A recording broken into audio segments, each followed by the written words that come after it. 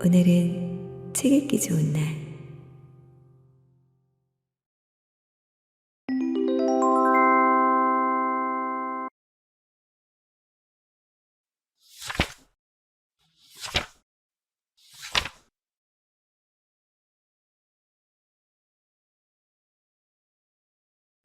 마흔이면 불혹인 줄 알았어.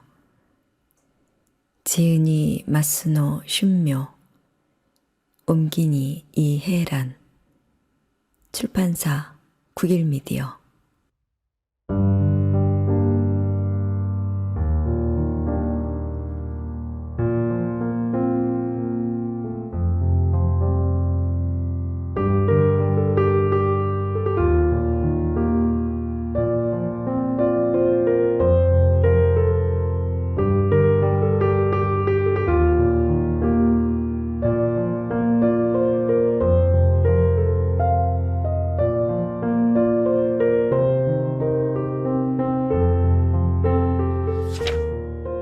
안녕하세요. 책 읽기 좋은 날입니다.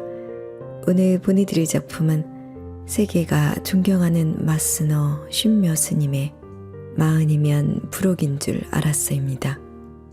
마흔이면 불혹이라는데 불혹은커녕 하루도 마음 흔들리지 않고 고민과 걱정 없는 날이 없습니다. 세상 일에 마음과 정신을 빼앗기고 갈팡질팡 헤매고 방향을 정하지 못한 채 모든 잘못이 내 탓인 양 자신을 자책하며 우울해하기도 하고 모든 잘못을 남의 탓으로 돌리며 분노하기도 합니다. 그렇다면 어떻게 해야 복잡한 마음을 버리고 마음의 평정심을 찾을 수 있을까?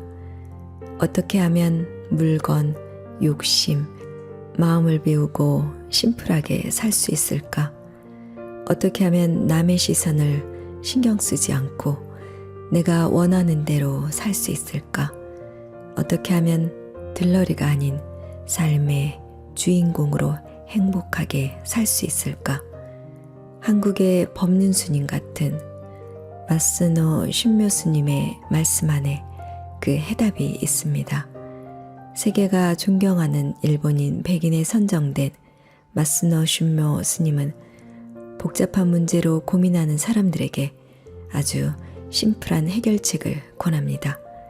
그 해결책이자 마스노 슌묘 스님이 전하는 37가지 지혜가 담겨있는 이 책은 당신이 어떻게 살아야 할지 방향성을 제시하고 주도적인 인생을 살도록 안내할 것입니다. 그럼 지금부터 책 속으로 들어가 보도록 하겠습니다. 오늘도 책 읽기 좋은 날과 함께 즐거운 시간 되시고 구독, 좋아요도 잊지 마세요.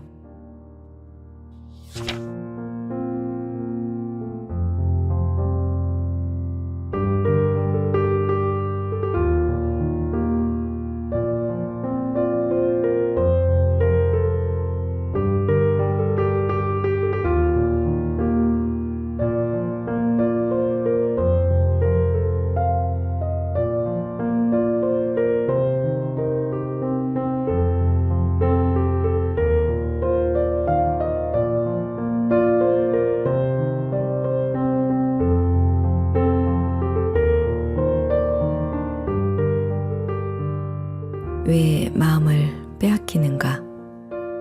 복잡한 생각으로 괴로워하거나 이리저리 휘둘리지 않고 나답게 살고 싶다. 마음이 번잡할수록 이런 소망을 품는 사람이 늘고 있습니다. 심플하게 생각하고 마음을 편하게 하고자 하는 것입니다.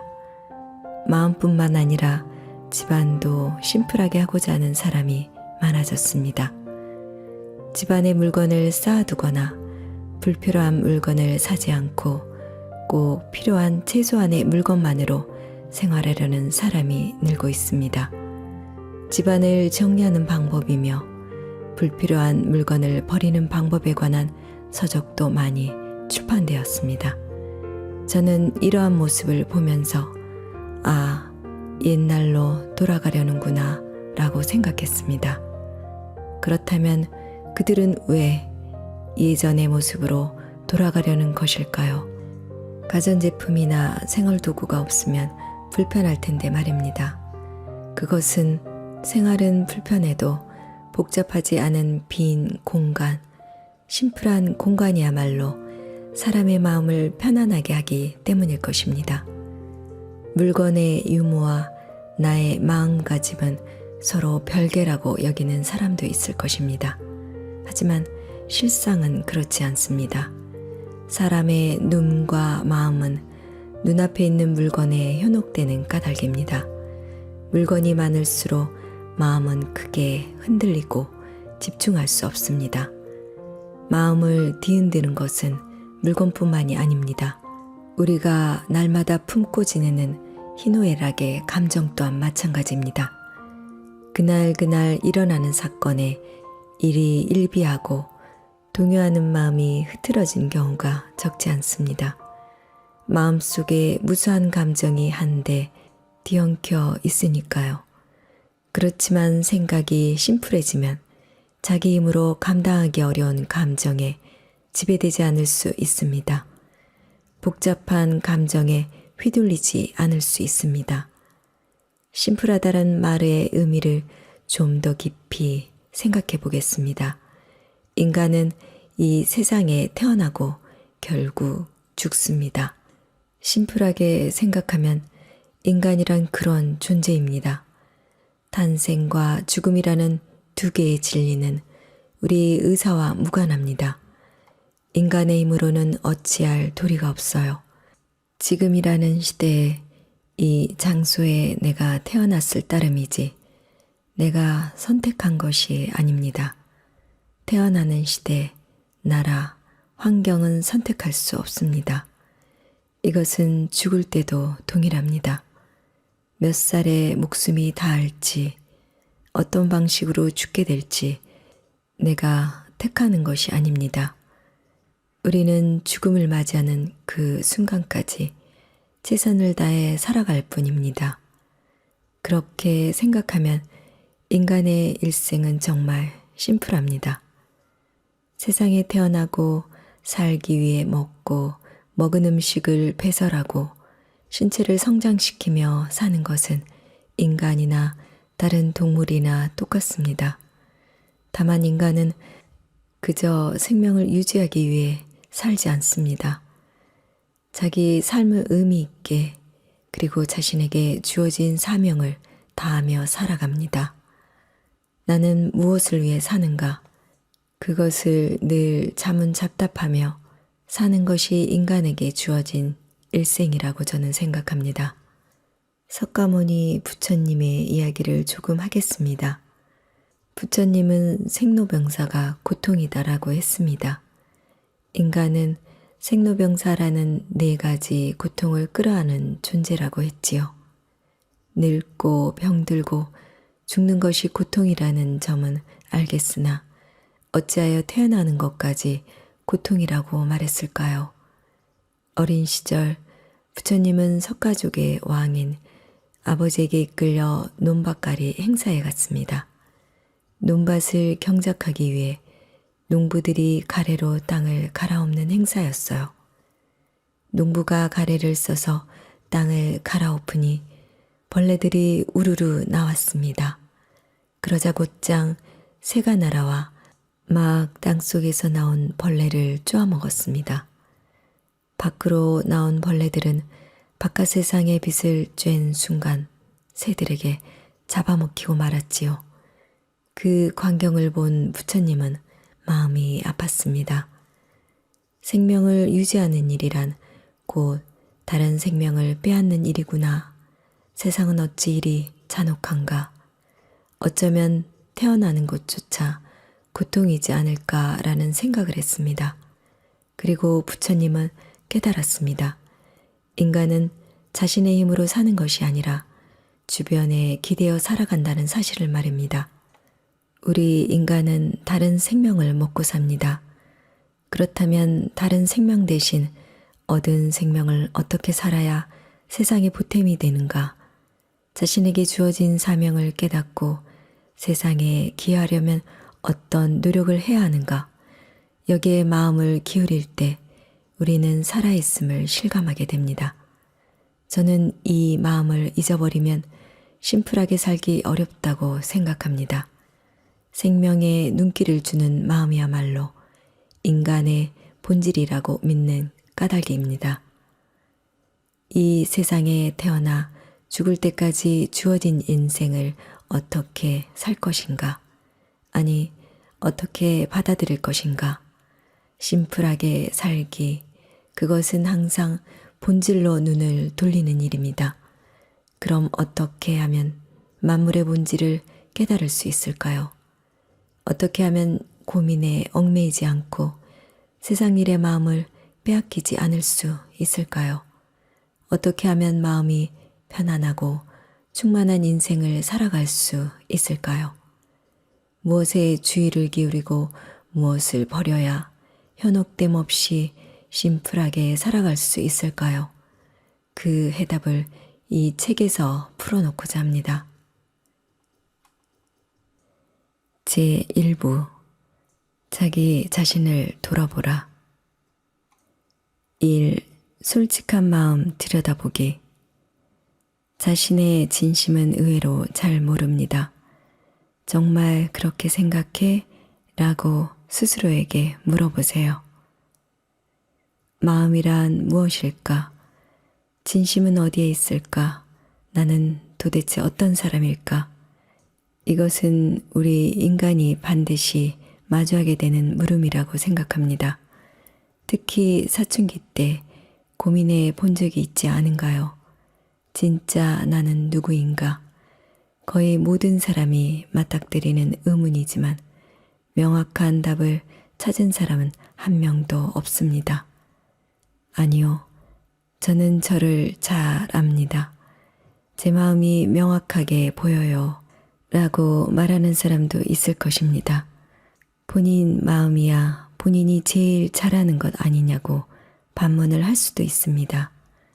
그런데 과연 보이는 부분이 자기 마음의 전부일까요?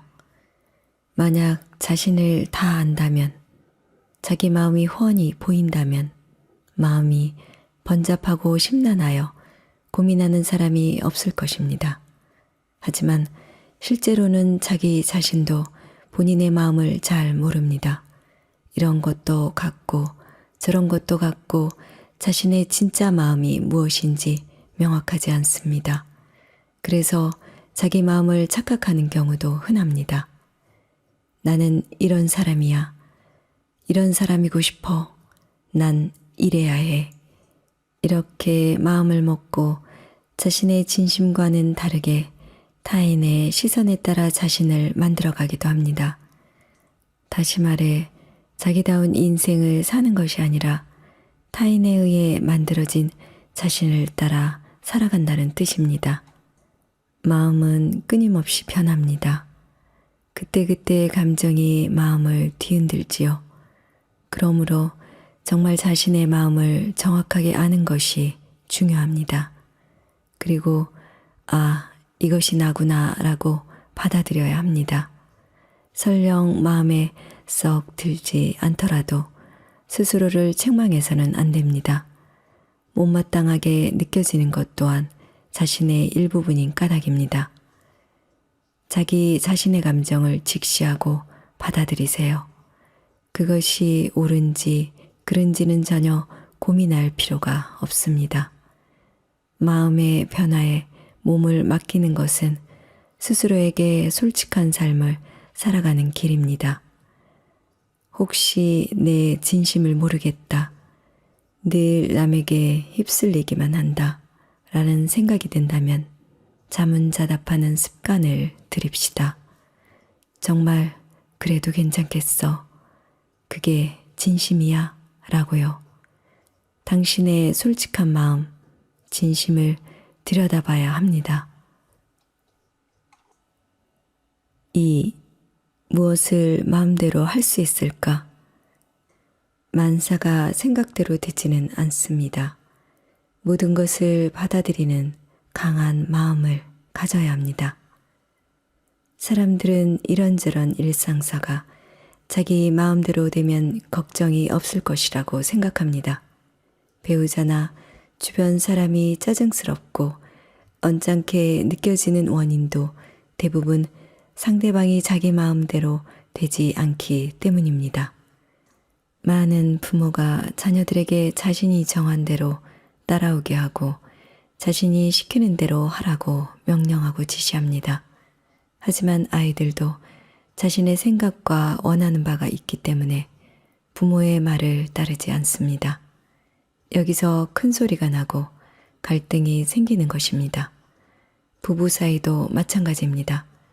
자신의 생각대로 배우자가 따라오지 않기 때문에 싸우게 되는 것입니다.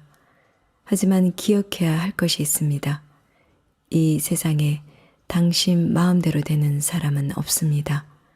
당신의 생각이 당신의 부모나 배우자의 생각과 다를 때 그들의 말을 따르지 않듯이 그들도 모두 저마다의 생각과 감정을 갖고 있기에 당신의 말을 따르지 않는 것입니다.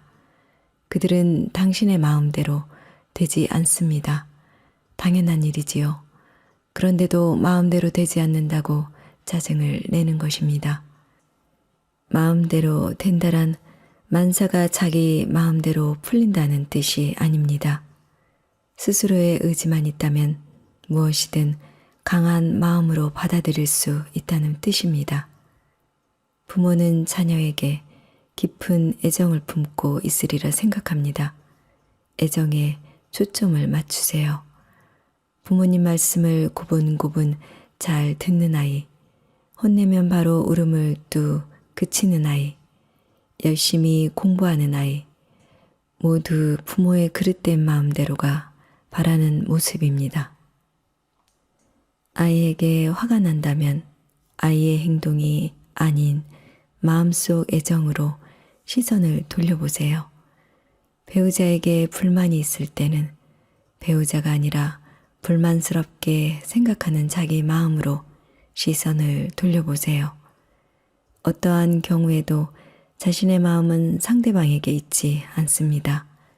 언제나 자기 내면에 존재합니다. 그것을 자각하지 못하는 한 고민이나 불만이 사라지지 않습니다. 만약 자신의 진짜 마음이 뭔지 모르겠다면 당신 내면에 존재하는 절대 흔들리지 않는 중심을 찾아보세요. 아이에 대한 사랑, 배우자에 대한 감사, 주변 사람에 대한 애정, 그 마음이 곧 당신 자신이기도 합니다. 주의를 전부 자신의 마음대로 컨트롤할 수 있다고 고민이 해소되는 것이 아닙니다. 다른 사람을 절대 내 마음대로 할 수도 없습니다. 자신의 진짜 마음을 깨닫고 그들을 내 뜻대로 이끌어가고자 하는 마음을 내려놓을 때 비로소 고민이 해소됩니다. 3. 한번 생각하고 말하기. 감정을 다스리지 못한 말은 서로에게 상처를 줍니다. 마음이나 말을 전하기 전에 생각하는 시간을 가져야 합니다. 이제는 메일이나 SNS 같은 매체를 통한 의사 전달이 주류로 자리매김하고 있습니다. 예전에 전화로 의사를 전달할 때보다 간편하고 시간적 공간적으로 더 자유롭습니다. 사무적인 연락을 취하기에는 참 편리한 시대입니다. 다만 마음을 전달하는 측면에서 보면 메일이나 SNS가 마냥 좋지만은 않습니다.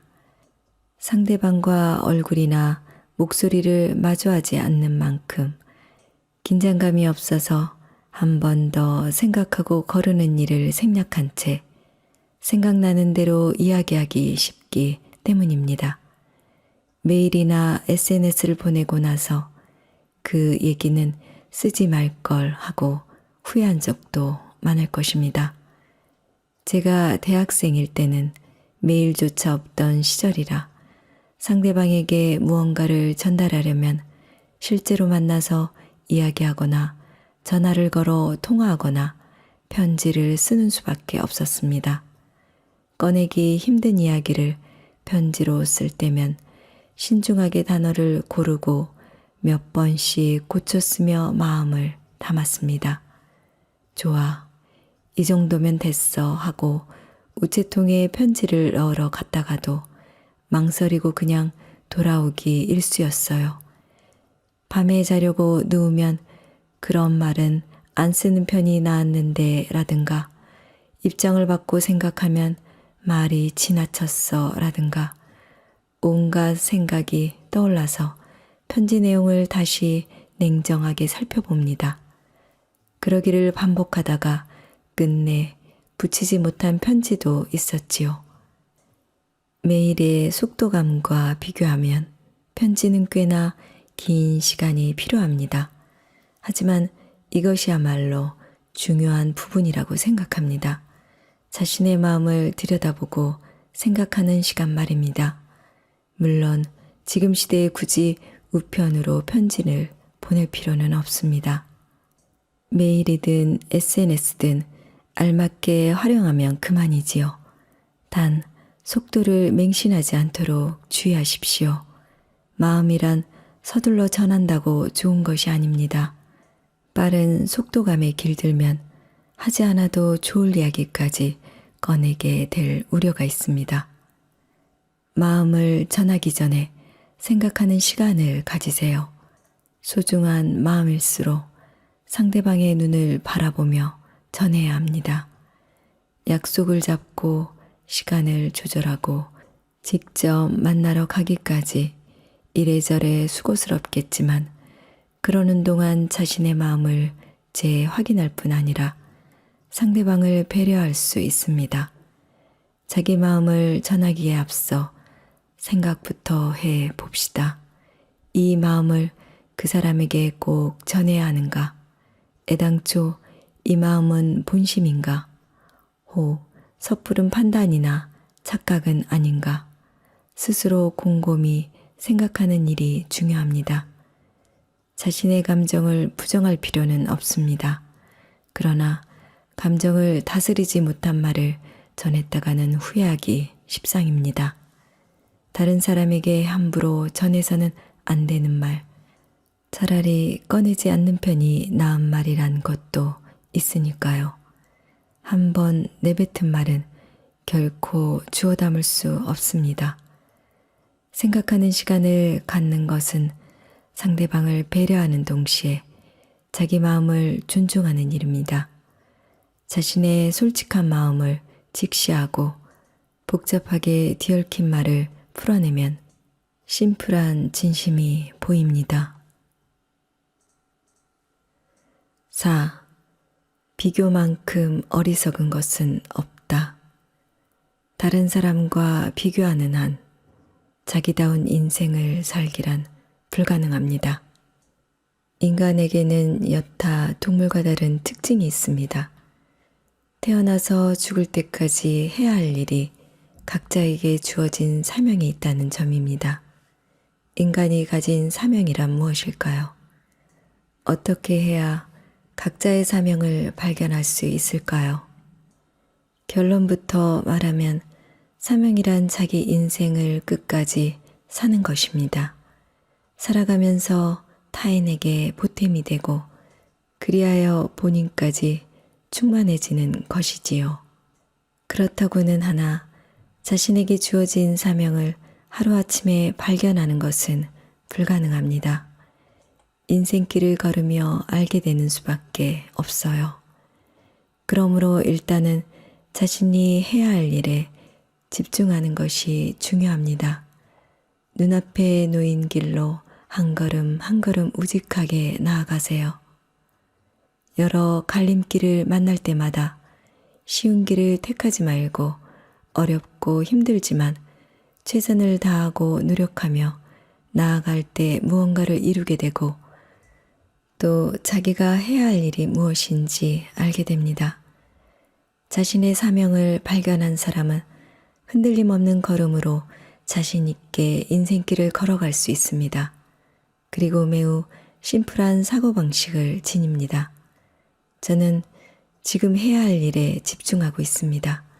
앞으로 어떻게 될지는 모르겠지만 딴 생각하지 않고 현재의 최선을 다할 것입니다. 라고 단언합니다. 하지만 많은 사람들은 이들과 달리 심플하게 생각하지 못합니다. 왜 그럴까요? 다른 사람과 자기 자신을 비교하기 때문입니다. 저 사람처럼 편하게 일했으면 좋겠다. 텔레비전에서 본 것처럼 화려하고 부유하게 살고 싶어. 남 부끄럽지 않으려면 빨리 결혼해야지. 심플하게 산다는 것은 다른 사람이 어떻게 살든 자기다운 삶의 방식을 존중하며 사는 것입니다. 인생은 다른 사람과 비교할수록 점점 복잡해집니다. 누군가와 비교한다고 해결되는 일은 단 하나도 없을 뿐더러 비교에서 오는 부러움이란 대개 표면적인 부분에 기인하기 때문입니다. 스스로를 남과 비교하는 사람은 인생의 발걸음을 멈춘 사람입니다. 그저 불만을 품기만 하고 한 발짝도 앞으로 내딛지 못하기에 새로운 길을 만나지도 못하게 됩니다. 저 사람은 참 편하게 일하네. 부족함 없이 살아서 좋겠다. 결혼해서 행복해 보인다. 정말 그럴까요? 이런 평가는 말 그대로 선입견에 불과할 뿐 진실이 아닙니다. 남들에 비해 자기 인생은 뒤처졌다고 불행하다고 생각하는 사람은 눈앞의 현실에서 도피한 사람이기도 합니다. 불만을 느낄 때 그 원인을 상대방에게 돌리고 있지는 않은가요? 남의 인생을 부러워하지 말고 자신의 현재 생활을 개선하려고 노력해야 합니다. 남과 비교하여 자존감을 잃는 사람은 남의 인생에만 관심을 갖고 자신의 인생은 소중하게 여기지 않는 우를 범하는 사람입니다. 당장 해야 할 일부터 하나하나 차근차근 처리해 나가세요. 현실의 귀중함을 깨닫는 것이 중요합니다.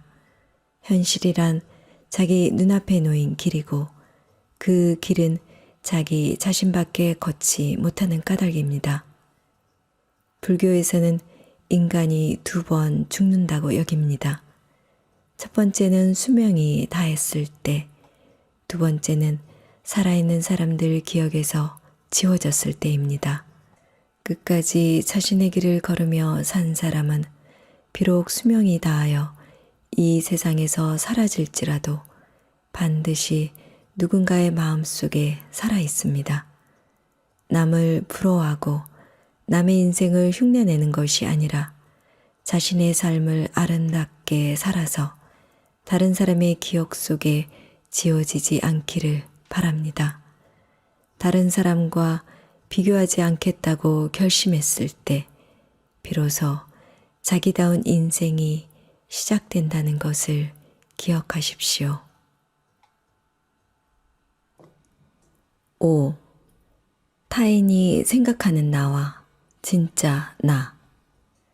나는 이런 사람이라고 단정하는 것은 남이 주입한 모습일지도 모릅니다. 당신은 항상 누구에게나 친절하군요. 당신은 좀 완고한 면이 있네요. 당신은 일처리가 너무 늦군요. 우리는 이런 식의 말로 타인을 칭찬하거나 평가하거나 비판하기도 합니다. 많은 사람이 주변 사람들을 특정한 유형으로 구분하고 싶어 합니다. 스스로에 대해서도 난 혼자 있는 걸 좋아하는 사람이라고 규정지어 이야기하는 경우도 꽤 많습니다. 우리가 자기 자신이나 주변 사람을 유형화하고 싶어하는 이유는 자신이건 상대방이건 잘 모르겠다는 불안감이 있기 때문입니다. 모르면 불안하니까 어떤 유형으로 규정해서 안심하려는 심리라고 할까요? 그렇지만 사람은 간단히 유형화되는 존재가 아닙니다. 나는 누구인가? 나는 어떤 사람인가? 라는 물음에 답하기란 굉장히 어렵습니다. 나는 이런 사람이야 라고 딱 잘라 말할 수 있는 사람은 거의 없습니다. 하물며 타인은 어떻겠습니까? 다른 사람에게 당신은 이런 유형입니다 라는 평가를 들으면 정말 그런가 보다 하고 믿어버리기 쉬운데 그것은 남이 멋대로 짐작한 이미지에 지나지 않습니다. 당신의 본질이 아닐 수 있습니다.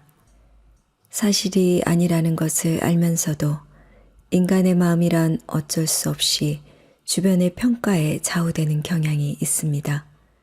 예컨대 어릴 적부터 부모에게 너는 직장 생활하고는 안 맞아. 결혼해서 자식 키우며 사는 게 제일이야. 라는 소리를 듣고 자라면 자기도 모르게 나는 직장 생활에 어울리지 않아 라고 여기게 됩니다. 부모가 한 말이 알게 모르게 마음에 남아 있기 때문입니다.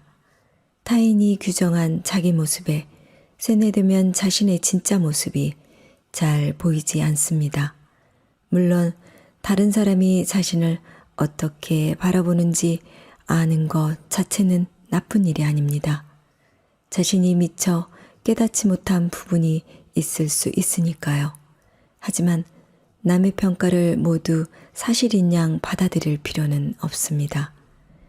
사람은 은연중에 남의 시선을 신경 쓰며 타인이 생각하는 나를 연기합니다.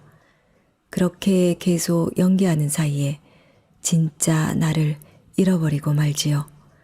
만약 지금 자신의 본 모습이 보이지 않는다면 무엇보다 먼저 혼자만의 시간을 가져야 합니다. 사회생활을 하다 보면 아무래도 남에게 휩쓸리기 마련이고 그것이 지나치면 눈 깜짝할 사이에 말려들고 맙니다. 가끔은 사람들에게서 벗어나 혼자만의 시간에 마음을 맡겨주세요.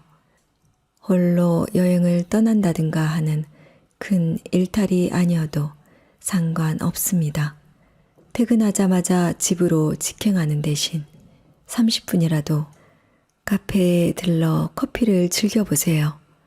혹시 휴일의 시간이 자유롭다면 바다나 산 같은 자연 속으로 붕덩 빠져들어도 좋겠지요. 스마트폰 전원을 끄고 파도 소리에 가만히 귀를 기울이며 자기 자신과 차분히 마주하는 시간을 가져보세요. 그런 시간이 남이 평가한 모습과 다소 거리를 두고 진정한 나 자신을 마주할 수 있도록 해줄 것입니다. 이제껏 알게 모르게 남에 의해 만들어진 자기 모습을 다시 검토해 보세요. 스스로 묻고 대답하면서 본래의 나를 재확인하는 시간을 갖는 것이 무엇보다 중요합니다.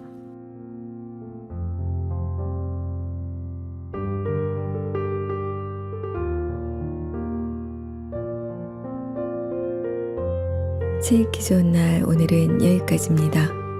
끝까지 함께 해주셔서 감사합니다.